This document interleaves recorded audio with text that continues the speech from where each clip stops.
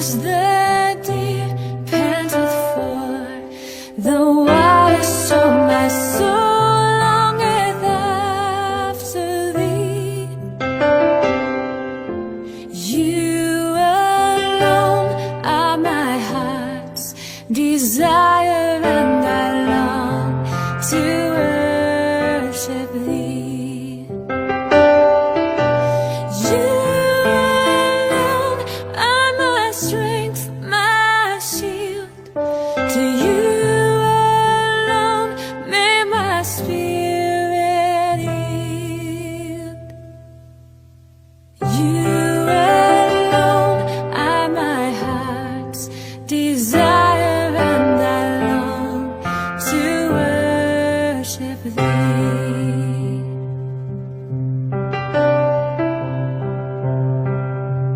You're my friend, and you are my brother, even though you are a king.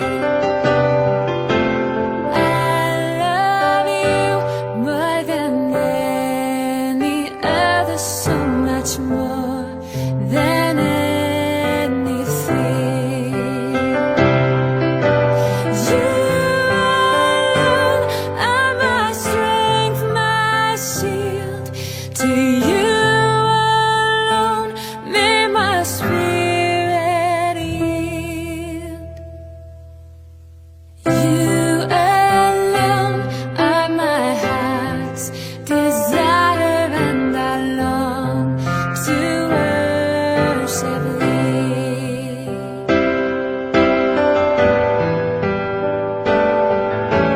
I want you more than gold or silver, only you can satisfy.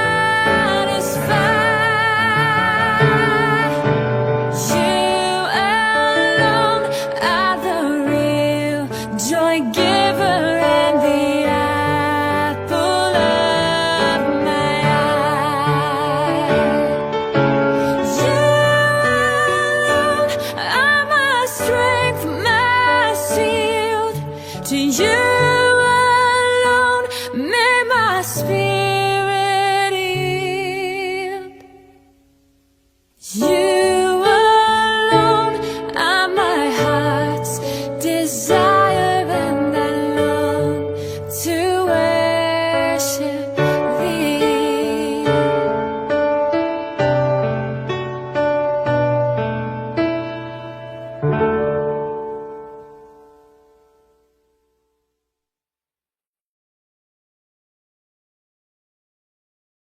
Good evening, everyone. This is again your beloved evangelist Fernando de Vega on our Feasting on the Divine Verses online ministry. Excited po ako ngayong gabi sapagkat marami po ang tumugon sa ating pong panawagan para po sa mga special numbers. Maganda po kasi na bago po tayo makapakinig ng salita ng Diyos, ay makarinig muna po tayo ng awitin. Kaya ito po ang reason kung bakit ako po ay nanawagan po sa mga interested na maging part po ng ating pong ministry na ito. Kaya bago po sa ating panalangin at para sa mga ilang kahilingan, so atin muna pong pakinggan ang unang awit ngayong gabing ito.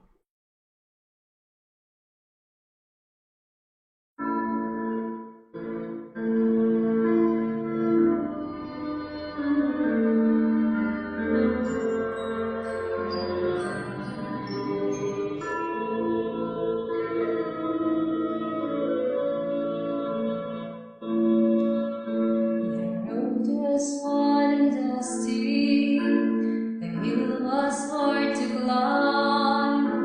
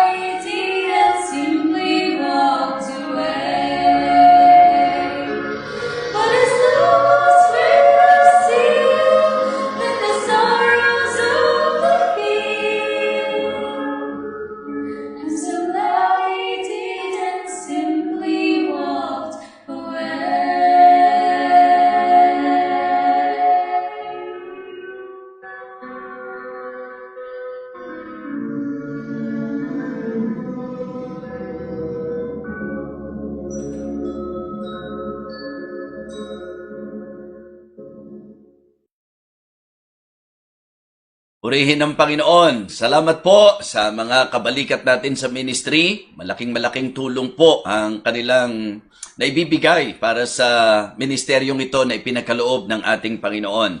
So ngayon po, mananalangin na po tayo. Pero bago po ako mag-pray, bigyang pansin ko lang po yung ilan sa mga prayer request na sana po isama nyo rin po sa inyong mga panalangin. Uunahin ko na po si Engineer Vic.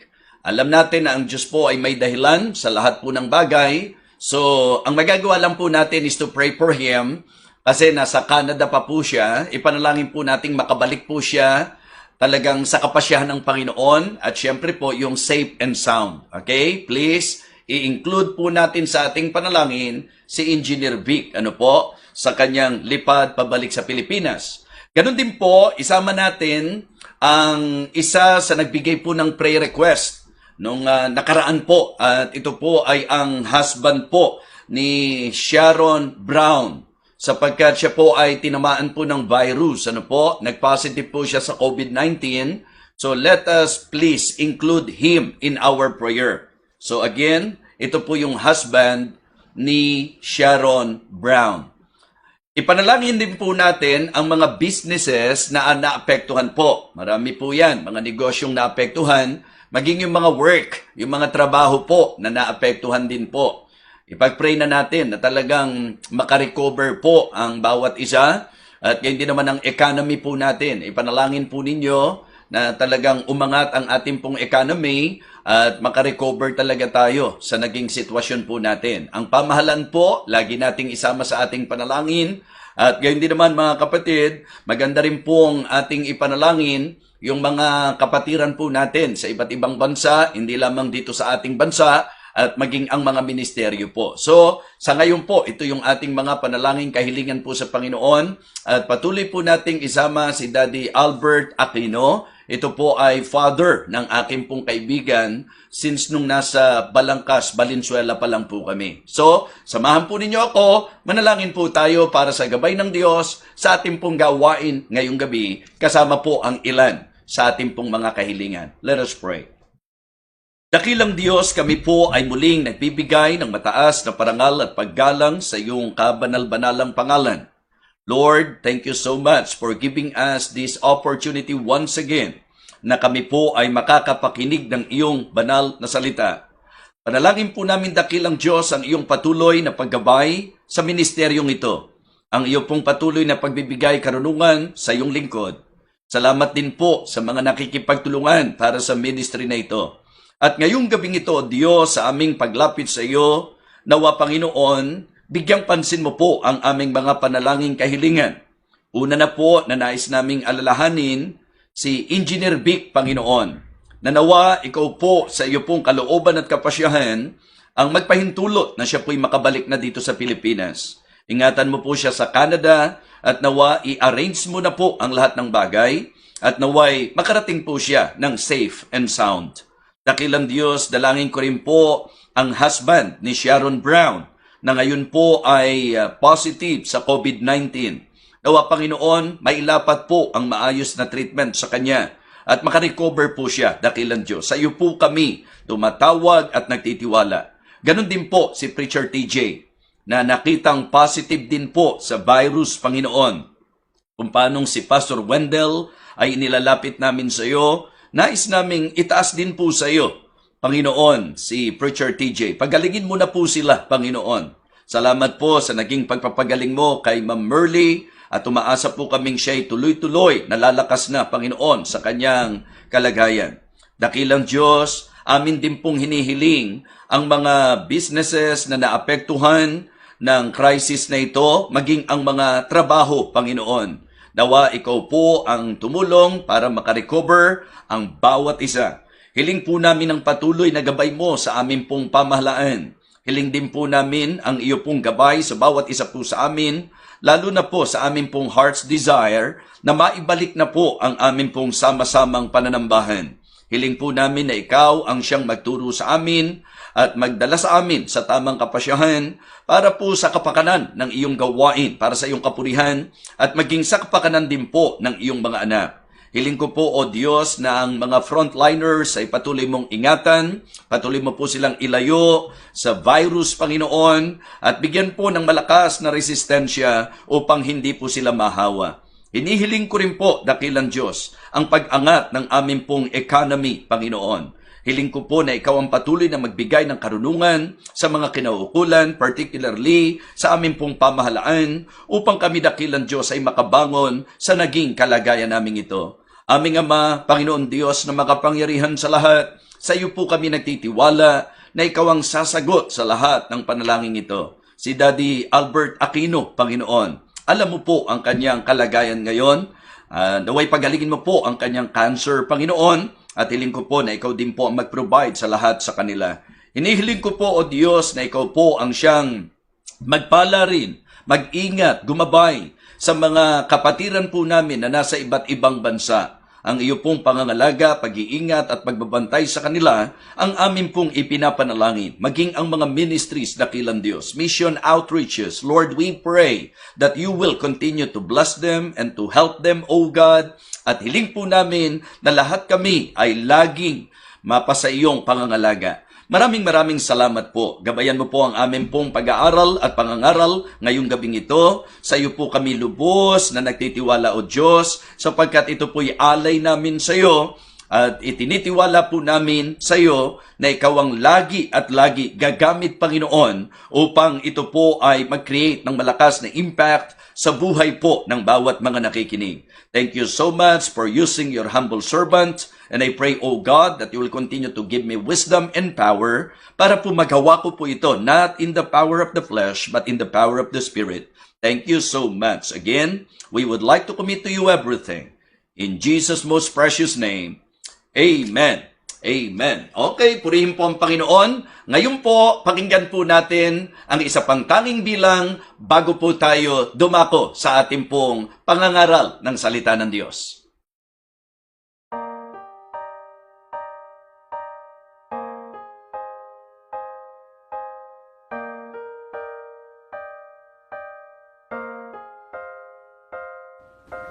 In this quiet place with you, I bow before your throne. I bear the deepest part of me to you and you alone. I keep no secrets, for there is no thought you have not known.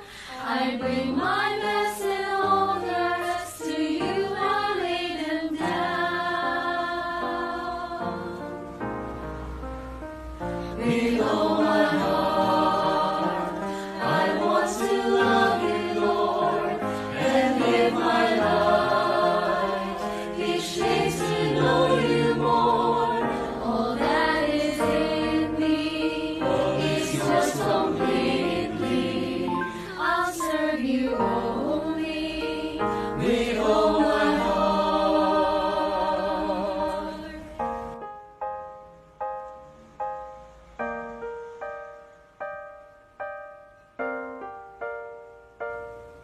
Your faithfulness to life and needs according to your plan. So help me, Lord, to seek your face before I seek your hand. And trust you know what's best for me when I don't understand. Then following obedience in every circumstance.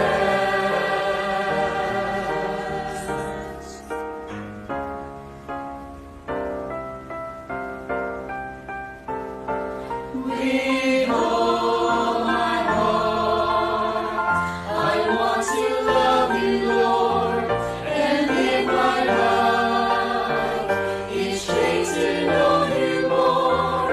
All that is in me is yours completely. I'll serve you only with all my heart. All that is in me is yours completely.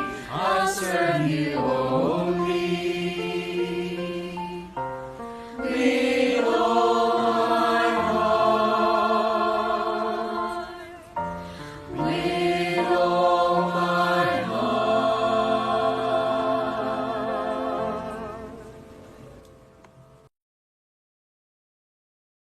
Amen. Maraming salamat sa mga kapatiran natin from MIBC Malabon under the leadership of Pastor Resty Diato. Malaking bagay na kayo ay nakibahagi sa ating gawain.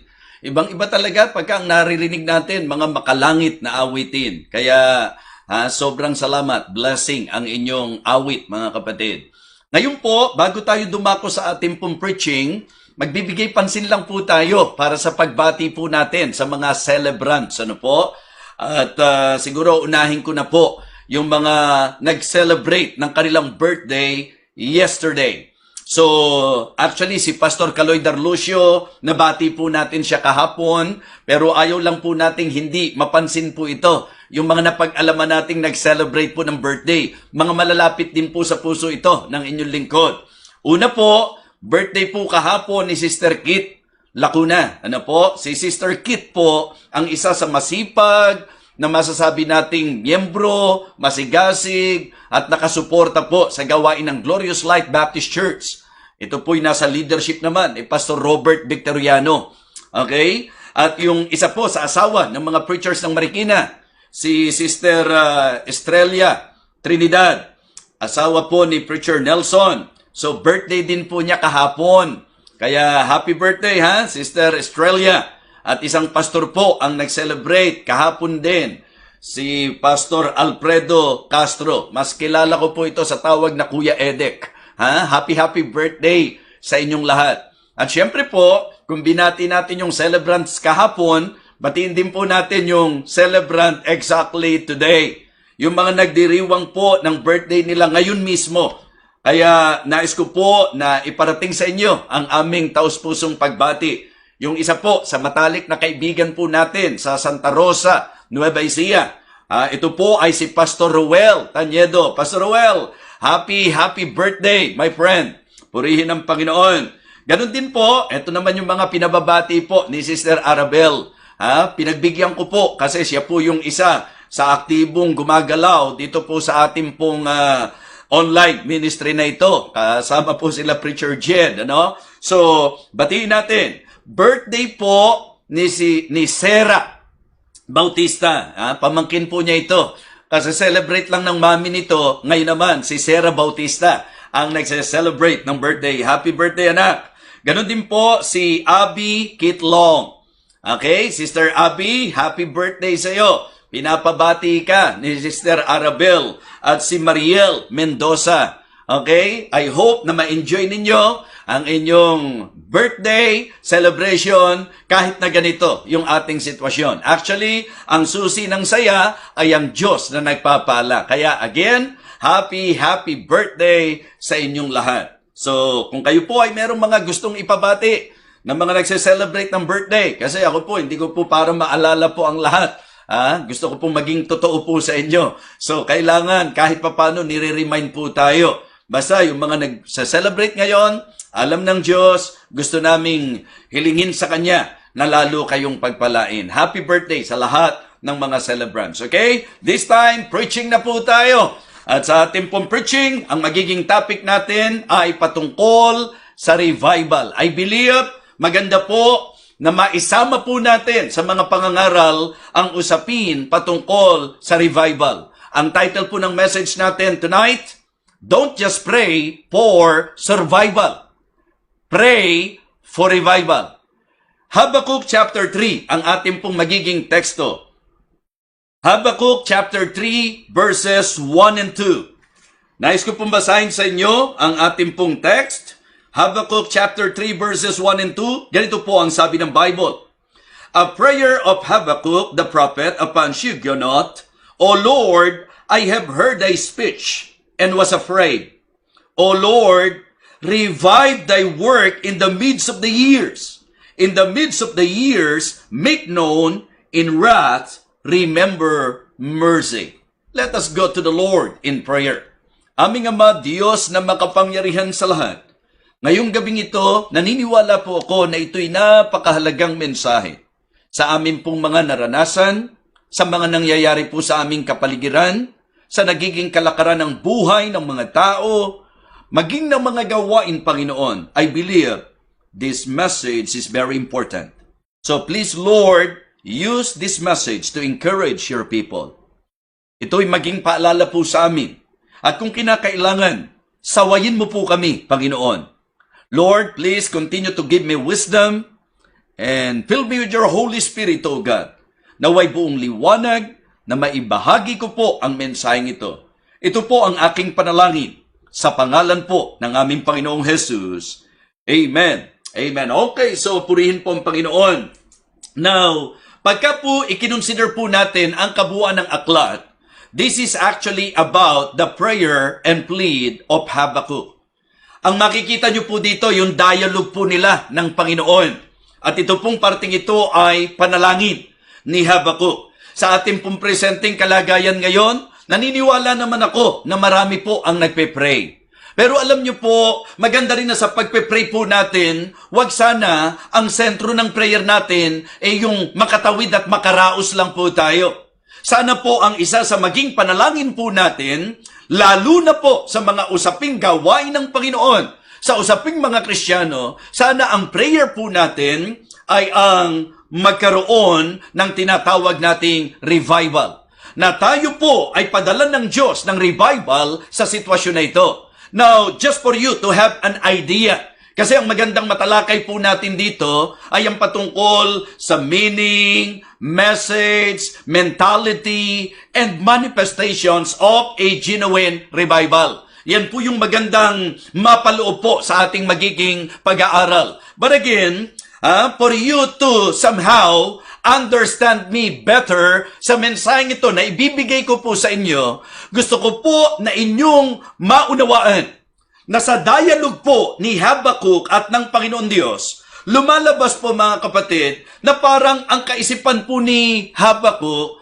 bakit sa kabila ng kasamaan ng tao, parang tahimik lang ang Diyos? Yung bang parang wala siyang ginagawa sa mga evildoers?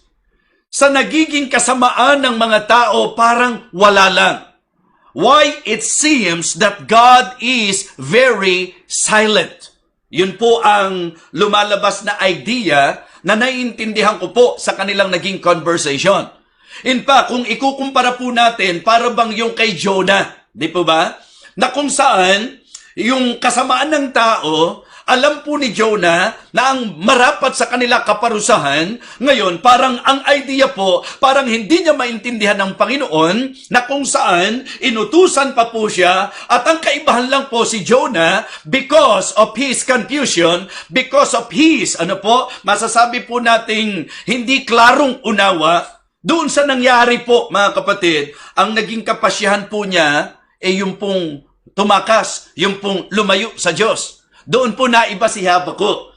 Kasi si Habakkuk, bagamat may ganun po siyang kaisipan na parang hindi niya maintindihan, but he did the right thing. What I mean to say, siya po'y nakipag-ugnay sa Diyos. Siya po ay masasabi natin na nanalangin sa Panginoon. At ang teksto nga po nito natin ngayon, parte po ng kanyang panalangin. Kaya ang kabuuan po, kapag ka inaral nyo po mga kapatid, ito po'y lumalabas na prayer and plead nito pong si Habakkuk. At doon po mga kapatid, after na maintindihan po niya, mapapansin nyo po na sa chapter 3, binigyang pansin na po ang patungkol sa tinatawag nating Habakkuk's praise. Di po ba? So, makikita nyo how Habakkuk prays for the person of God.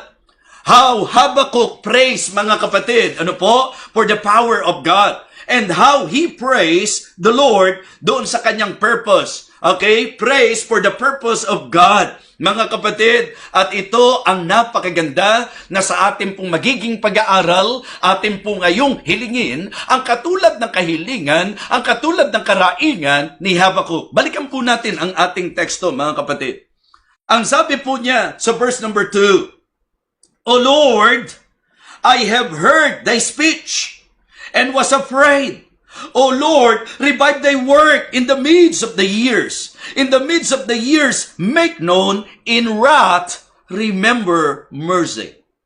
So narito po ang kanyang matinding panalangin na kung saan ang usapin po ay hindi yung basta makaraos po, kundi ang Diyos ay magpadala ng revival. Sa verse number 1, malinaw, a prayer of Habakkuk. Mga kapatid, how about us tonight? Do we have that kind of prayer? Is that also our prayer? Ito po ba ang atin din pong panalangin? Mga kapatid, pag nag-usap po tayo ng revival, revival is an act of God. Okay? And not the achievement of man. Hindi po ang tao ang tumatrabaho para sa revival. Ang revival po ay gawa ng Diyos. I am telling you tonight, walang mangyayaring revival kung hindi kikilos ang Panginoon. At ang challenge ko po sa inyo, mga minamahal, sa ating pong naging sitwasyon ngayon, tayo po'y magkaroon ng tinatawag na pagsusuri. Tayo po'y magkaroon ng pagsiyasat. Ang mga krisis na ito, ang mga kalamidad na ito, mga minamahal, ang kasamaang patuloy na nakikita natin sa patuloy na pangyayari sa mundong ito po ay mga bagay na dapat magdala sa atin sa pagluhod. Ito ay mga bagay na dapat magdala po sa atin sa pakikipag-ugnay sa Diyos. Ito po ay dapat magdala po sa atin sa pananalangin na ang Diyos ang siya pong magdulot ng revival sa atin. Again, don't just pray for survival. Baka wala kang ipinapanalangin sa Diyos, kundi yung laging bigyan kanya ng kakainin sa araw-araw. Yung bang makaraos ka sa kabila ng krisis na ito. Please, wag hanggang doon lang po tayo. Gamitin natin pagkakataon ito to pray to God, Lord, i-revive mo po kami. Hindi po ba? That is actually the prayer of Habakkuk. So tayo po, ito ang akin pong nais maging apila sa bawat isa. Don't just pray for survival, pray for revival. Meron po akong ginawang mensahe patungkol po sa tamang meaning, message, and mentality of revival. Yung tama bang kaisipan, yung tamang kahulugan, yung tamang kaunawaan patungkol po sa tinatawag nating revival. Ang sabi ko po, ang revival, ang ibig sabihin nito, realization, di ba? Sa ating pong mga shortcomings. Ang ibig sabihin po nito, realization of our shortcomings, repentance from our sins, a restoration of the joy of our salvation, rekindling the spiritual fire. Ito po yung renewal of strength, mga kapatid. Ito po yung reactivation of our service. Ito po yung tinatawag nating rededication of ourselves. Sa mga pangyayari po sa kapaligiran, gawin po natin ito'y pagkilos ng Panginoon. Ang maintindihan po natin na ito po ay maaring pagkilos ng Panginoon na panawagan niya upang tayo po ay magpakababa, upang tayo po ay magbalik loob, upang tayo po'y kumilala sa ating pangangailangan sa Panginoon. Ang bansa natin, ang mundong ito, kinakailangan magising na sa katotohanan that we need God sa ating pong mga buhay. We need God in all situations in life. We need God. And I want you to realize that even sa iyong buhay, even sa iyong sarili, ang kailangan po natin ay ang Diyos, ang pagkilos ng Diyos, ang kapangyarihan ng Panginoon, ang paggawa ng Panginoon sa ating pong mga buhay. Let us pray for a genuine revival. Napakahalaga po na ito po ay ating maging panalangin. Now, alam niyo po, matapos kong ipaunawa sa inyo na ang revival po ay sa kaisipan na kung saan ma-realize mo ang iyong mga shortcomings. Sa mga nangyayaring ito, sana po ginamit na natin pagkakataon para magsiyasa. Ano na ba ang ating kalagayan? Ano na ba ang kalagayan ng ating bansa? Ano na ba ang takbo at kalagayan ng mundong ito? Realization. And then, pagka po naunawaan natin, repentance po. Diba? Tayo po'y magsisi. Tayo po'y magpakababa sa Panginoon. Ang sabi nga po, if my people which are called by my name shall humble themselves and pray and seek my face and turn from their wicked ways. Talagang magsisi po tayo sa ating pong mga kasalanan. And then, yung restoration of the joy of salvation. Yun talagang ating pong muling maramdaman. Ang saya ng buhay sa Panginoon. Yung pong excitement na dating meron po tayo. Yung pong saya na Kristiyano tayo. Hindi po yung katulad ng nakikita natin sa panahon ngayon na napakarami pong mga Kristiyano na kung saan parang burden na po sa kanila ang ministry. Parang hindi na enjoyable sa kanila ang mga bagay ng Panginoon. That is not the design of God. If you are a genuine believer, the design of God is for us to be always excited and always enjoy the ministry and to always enjoy the ministry of God. Amen? So, restoration of the joy of salvation. Yun ang prayer po ni David, restore unto me the joy of thy salvation. And then rekindling the spiritual fire. Yung dating alab mo, yung dating init mo sa Panginoon. Gaano karami nang nakikita natin sa gawain ng Panginoon na wala nang apoy, wala nang alab. Hindi na po makikita yung eagerness, yung zeal pagdating po sa gawain. That is the meaning, the message.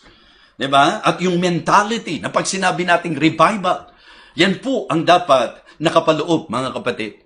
And then yung renewal of strength. Hindi po pwede nasasabihin natin na revive ang isang tao na nanlulupaypay pa rin. Hindi. Pagka sinabi natin revival, magbabagong lakas po tayo, mga kapatid. Ano man ang sitwasyon sa buhay, if the Lord will send revival, maniwala po kayo sa akin, ibabalik ng Diyos ang ating mga kalakasan. Pananauliin ng Diyos ang ating kalakasan. And then reactivation of our service. Yung mga nanlamig na, pag sinabi nating revival, yung mga nanlamig na, magbabalik sa mga dating ginagawa nila para sa Panginoon. And then, rededication of ourselves. Talagang muli nating iaalay ang ating mga sarili sa Diyos. Ang sabi po ng ating teksto, revive thy work in the midst of the years. Siyempre, pag pinag-usapan natin, ang idea pong lumalabas, it is actually yung pong buhay na meron kang mind and heart for the work and for the things of God. Ngayon, maaaring sasabihin natin, di ba? Kasi sa sentro po ang mensahe ko doon sa manifestations. Yung pong kapahayagan. Pagka sinabi po natin na talagang ang isang Kristiyano ay totoong na-revive, ano po ang patunay nito? Ano po ang kapahayagan nito? Ano po ang manifestations ng genuine revival? Okay? Una po, mga kapatid, an intimate love for the Lord. An intimate love for God. Ang ibig sabihin po, mga kapatid, pag totoong na-revive, ang mangyayari po dyan, siya po ay talagang masasabi nating magiging malapit sa Diyos. Mahirap sabihin pong na-revive, pero ayaw pa rin umattend ng service. Mahirap pong sabihin na-revive, na hindi pa rin nagkaroon ng desire at longing na makipag-ugnay sa Diyos sa Bible reading and prayer. Mahirap sabihin po na ang isang tao po ay na-revive na hindi po malapit sa Panginoon at sa gawain ng Panginoon. Siguro ang isa sa magandang example po dito, naaalala niyo po nung pinersecute po ang mga mananampalataya sa Acts chapter 11? Siguro magandang makita natin yung mismong kaeksaktuhan po. Kung tutuusin, sila po'y nasa apoy sa kanilang buhay paglilingkod sa Panginoon. At sila po'y na-persecute, mga kapatid. At doon sa kanilang persecution, nangalat po sila. If you can still remember that, in Acts chapter 11. At doon po sa pangyayaring yon, pinadala po si Barnabas. At alam po natin that the ministry of Barnabas is the ministry of encouragement and exhortation. Kumbaga, dinisenyo po na ginagamit siya ng Panginoon upang magpalakas ng mga kapatiran. So kaya ang nangyari, ang sabi po ng Acts chapter 11, yung mga na-persecute po, mga kapatid, ang sabi po ng banal na kasulatan, nung sila po ay pine-persecute, nangalat po sila, pinadala po ito pong si Barnabas, at ang sabi po ng Bible, mga kapatid, sa verse number 22, then tidings of these things came unto the ears of the church, which was in Jerusalem, and they sent forth Barnabas, that he should go as far as Antioch, who, when he came, and had seen the grace of God, was glad. Ano po ang ginawa niya? And exhorted them all that with purpose of heart they would cleave unto the Lord. Mga kapatid, dahil sila po'y nakarinig ng aral, dahil sila po ay hinipo ng Panginoon, dahil sa pagkilos ng Panginoon, nahayag po ang resulta po nito.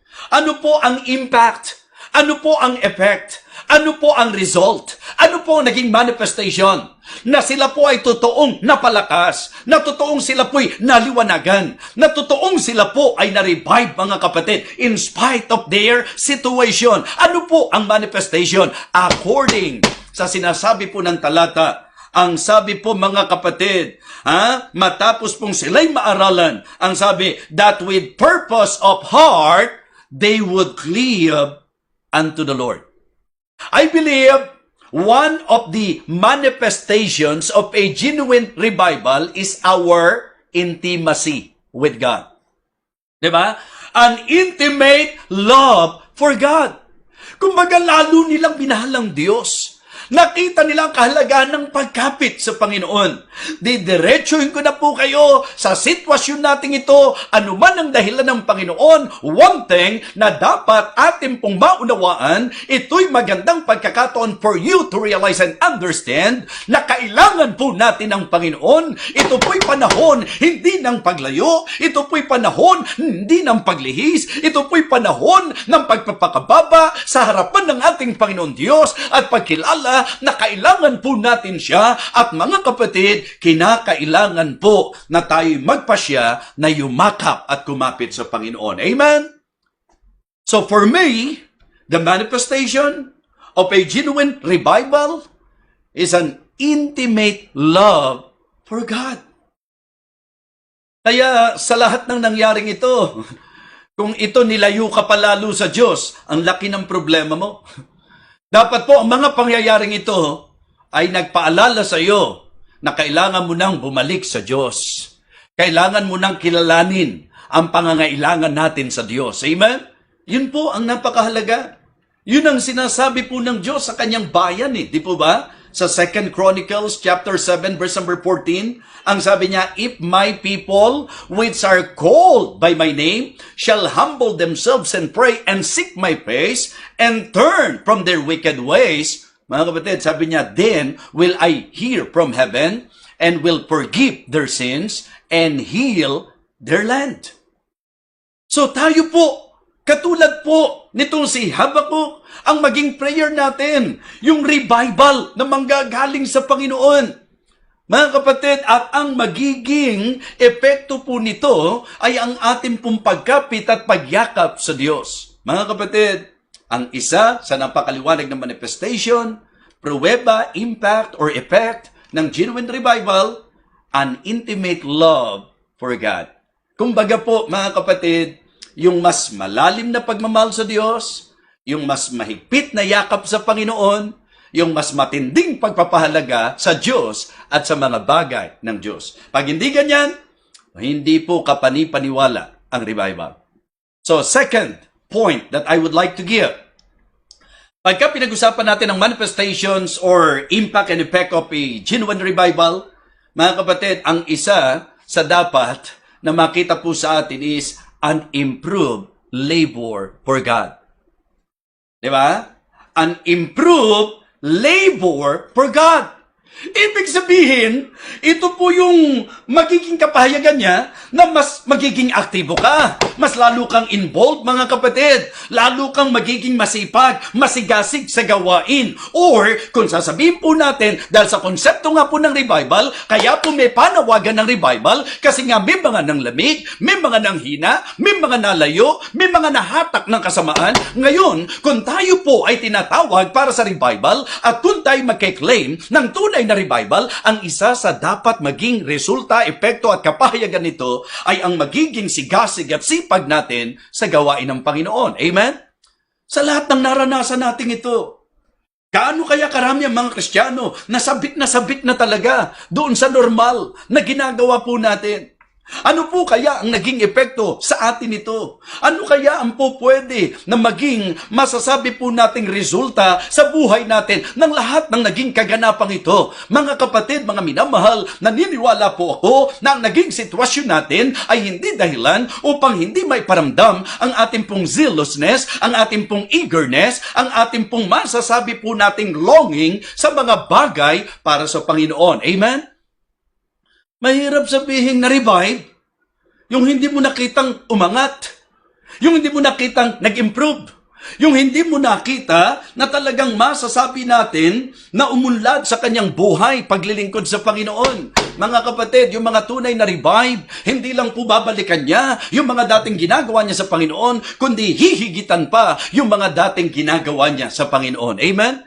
Actually, lagi kong sinasabi, katulad kagabi, pinag-usapan po natin yung tungkol sa expertise ng Panginoon. Ang isa sa expertise niya, di po ba? Yung talagang pagpalain po niya ang ating mga gawa. Kaya nga ang encouragement natin na ang mga Kristiyano dapat wag manlulupaypay, wag mapagod sa paggawa ng mabuti. Just keep on, just continue on. Just serve the Lord because we believe that all of our labor, all of our works will not be in vain. Yun po ang ating motibasyon. Kaya nga ngayon, sa isang tunay na revival, ang isa sa dapat manifestation nito, ang isa sa dapat epekto nito is the improved labor, an improved labor for God. Na lalo kang masigasig ngayon, na lalo kang masipag ngayon, na lalo kang maglilingkod ngayon, na lalo ka nagagawa para sa gawain ng Panginoon ngayon. Amen? Mga kapatid, alam niyo po, nakikita naman yan sa buhay ng napakaraming mga Kristiyano. Katulad po nung konteksto natin. The reason why Habakkuk prayed for a revival, it is because of, diba, the evilness. It is because of the sad condition of the people. Tayo, nandun tayo Maganda sa sitwasyong ito, umangat ang ating pong masasabi po nating buhay sa Panginoon. Amen? So, panawagan ito para sa revival. At kung tunay ang iyong revival, kaya nga, magkakaalam lalo tayo. Ngayon po, siyempre, like for example, sa konteksto po ng Living Water Baptist Church, siyempre, nararamdaman ko po na yung mga members po natin, talagang mga hindi nahadlangan, kahit ganito yung sitwasyon, may mga kanya-kanyang paglilingkod pa rin na ginagawa kahit ganito ang sitwasyon. Pero, wag nating ialis ang katotohanan na marami po na mga mananampalataya na sinamantala tong pagkakataong ito. What I mean to say, na sa ganitong pagkakataon, hindi na check, walang pastor na tumitingin, walang nakakakita, kundi talagang kani-kaniya po tayo sa sitwasyon po natin, pero syempre po, wala namang hindi hayag sa paningin ng ating Panginoon. Kaya nga, hindi naman po pwede na hindi po magkakaroon ng resulta at bunga sa iyo sa usapang positibo at negatibo. Kung ano ka, mga kapatid, kita ng Diyos lahat yan. Amen? Kaya nga, ito ang aking pong hiling sa bawat isa. Don't just pray for survival. Huwag natin ipag-pray na makatawid lang tayo dito, makaraos lang tayo dito, matapos na ang pandemic na ito. Huwag ganun. Maganda ang maging prayer natin, revival. Panginoon, maging kaparaanan at maging pagkakataon nito para ma-realize ko yung pangangailangan ko ng revival. At kung sinasabi mo na ikaw ay ni-revive ng Panginoon, ang dapat manifestation nito, number 1, is an intimate love for God. Number 2, an improved labor. Kaya nga ang idea talaga, always abounding. Diba? Always abounding in the work of the Lord. Saan ka dapat managana? Saan ka dapat sumulong? Kaya nga si Pablo po sa larangan ng kanyang buhay Kristiyano, maliwanag po that attitude is very, for me, talagang very encouraging napakagandang i-imitate yung ganong klase ng puso. Yung bang hindi mo inaari, may nagawa ka na, pero iniisip mo, may magagawa ka pa. Diba? So, hindi mo inaaring naabot na, kundi talagang pressing on. Diba? Pressing toward the mark for the prize of the high calling of God in Christ Jesus. Again, sa ating pong pagpapatuloy sa ating spiritual life, ang will ng Panginoon sa atin is to do more, to serve more, to share more, to strive more. Yan po ang kalooban ng Panginoon sa atin. Kaya kapag totoong na-revive, mga kapatid, ang resulta po nito, improve labor. And then pangatlo po mga kapatid, na para sa akin, manifestation ng genuine revival, an inspiring life for God. Amen? Kumbaga, ang idea po, pagkatotoo na na-revive, mararamdaman yan. Makikita po yan. Hayag po yan. Sa usapan ng yakap natin sa Diyos, sa usapan ng sigasig sa paglilingkod, at sa usapan din ng patotoo. Amen? Yung testimony natin, magiging inspirasyon sa iba. Mga kapatid, ganyan yung hahangaan ang church ng Thessalonica. Because of their attitude, Kumbaga po, kung may gagayahin po sila, kung may susundan po sila, kung meron po silang gustong i-imitate, ito po yung mga nabubuhay sa kalooban ng Diyos. Yung gumaganap ng kalooban ng Diyos. Yung nasa tama. Minsan po, ang nagiging problema natin, doon tayo sumasama sa mali. Doon po tayo nagpapa-impluensya sa masama. That is wrong. Sa revival po, ang magiging resulta nito, magiging patotoo po tayo, magiging very inspiring ang buhay natin para sa Panginoon. Amen? It is very important for all the believers to understand that the will of God and the design of God for us believers is to shine in this darkened world. Amen? Let your light so shine before men, that they may see your good works and glorify your Father which is in heaven. Yun ang nagiging kulang sa panahon natin ngayon. Ang daming mga Kristiyano pero hindi halata. Maraming mga Kristiyano pero hindi maramdaman. Hindi yan ang disenyo ng Panginoon. Kung ikaw ay tunay na Kristiyano, ang gusto ng Diyos, nakikita ang pagka-Kristiyano mo, nararamdaman ang Diyos sa buhay mo. Amen? Kaya, just try to imagine, sa Acts chapter 11, okay, kunin niyo po yung idea na nung matapos po na i-exhort ni Barnabas, ang sabi po, and with purpose of heart, they would cleave unto the Lord. Isipin niyo po kapag ka po ang Kristiyano, lumapit at kumapit sa Diyos. Mga kapatid, alam niyo po yun, yung glory ng Panginoon mahahayag. Yung kalwalatian ng Diyos makikita, mga kapatid. Kaya nga, ang sabi ko sa inyo, ginamit ko po yung talata na ang disenyo ng Panginoon, let your light so shine before men that they may see your good works and glorify your Father which is in heaven. Sila po mga kapatid, ayon sa naging resulta po nito, and they were called Christians first in Antioch. Kaya nga sabi ko, itong Acts chapter 11, maganda rin pong gamitin sa usapan po at usapan. Yeah, yung pong pinaka masasabi po nating idea po ng tunay na revival. Kasi kung papansinin niyo po ang naging resulta at epekto po sa kanila, mga kapatid, tingnan niyo po ang sabi ng verse number 23 again. Acts 11 verse 23. Who, when he came and had seen the grace of God, was glad and exhorted them all that with purpose of heart they would cleave unto the Lord. And then, pagkatapos po nito, verse number 26, hinanap po nila kasi si Apostol Pablo, di po ba? And when he had found him, he brought him unto Antioch, and it came to pass that a whole year they assembled themselves with the church and taught much people, and the disciples were called Christians first in Antioch. Kapag ka talaga kumapit sa Diyos, kapag ka talaga na-revive, manunotice po talaga yan, mga kapatid. Hindi po pwede, mga kapatid, na hindi mapapansin. Kaya nga sabi ko po sa inyo, itong mga bagay na ito, katulad nung sa ating pong teksto, di ba? Mula sa kanyang prayer, sa kanyang pleading, ang naging lundo po nito is praising. Amen? Siya po'y nagpuri sa Panginoon, mga kapatid. Nahando ng pagtutuwid ng Diyos, nahando ng pagkilos ng Panginoon. Mga kapatid, sinasabi ko po sa inyo, what we need today is revival. Not just survival, but revival. We should pray for revival. Yan po ang dapat maging prayer natin. At kapag ito po ay nangyari sa atin, mga kapatid, ang magiging resulta nito, an intimate love for God. Mga kapatid, an improved labor for God, and also an inspiring life for God.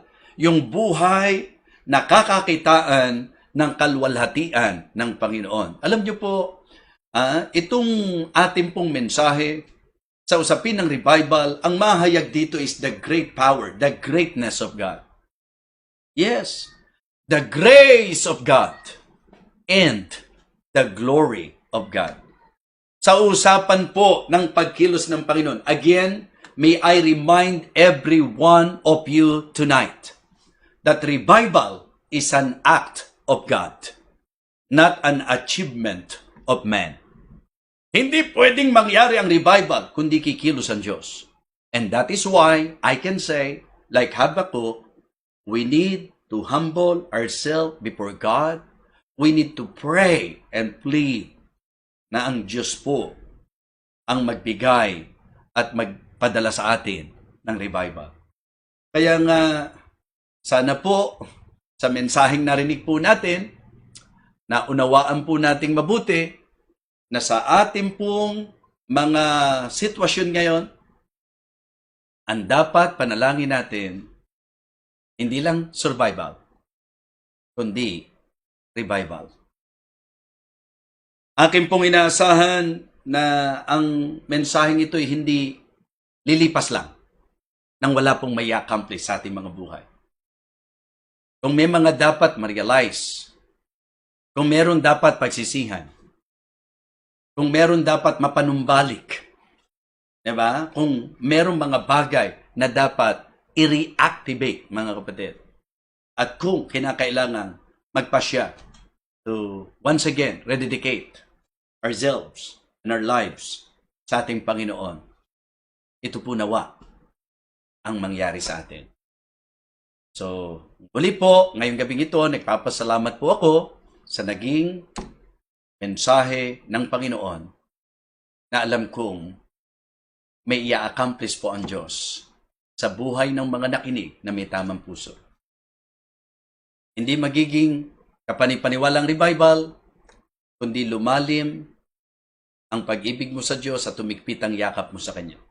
Hindi hihigpit ang yakap, hindi kapanipaniwala. Hindi po magiging kapanipaniwala ang isang revival kung pagkatapos ito, wala ka pa rin gagawin. At magiging malamig ka pa rin sa paglilingkod mo sa Panginoon. Hindi rin po totoo ang revival, kundi makikita ang kalwalatian ng Diyos sa ating mga buhay. Mga kapatid, muli po, ang panalangin ko sa Diyos, gamitin po niya ang bawat mensaheng napapakinggan po natin upang tayo po ay mapagpala at matuto. Let us pray. Lord, thank you so much for your word. Thank you for blessing us tonight. Lord, we need this message. Para sa akin po, ito ay very timely message. Kung paanong sa panahon po ni Habakuk, nakita niya ang kahalagahan ng talagang paglapit sa Diyos, pakikipag-usap sa Diyos, at ang panalangin para sa revival. I believe, Lord, ito po'y bagay na dapat maunawaan din po ng bawat isa sa amin. Kaya dakilang Diyos, sa iyo ko po ipinagkakatiwala ang mabungang resulta ng pangangaral na ito. Muli po, Panginoon Diyos, abutin mo po nawa ang bawat isa sa amin. Ito po ang aming panalangin sa pangalan po ng aming Panginoong Jesus. Amen. Amen. So, again, magandang gabi po sa inyong lahat at maraming salamat po sa ating naging pakikinig at naway patuloy po tayo na magsama-sama, na magsalo-salo sa salita ng Diyos dito po sa ating ministeryo, Feasting on the Divine Verses Online Ministry. To God be the glory.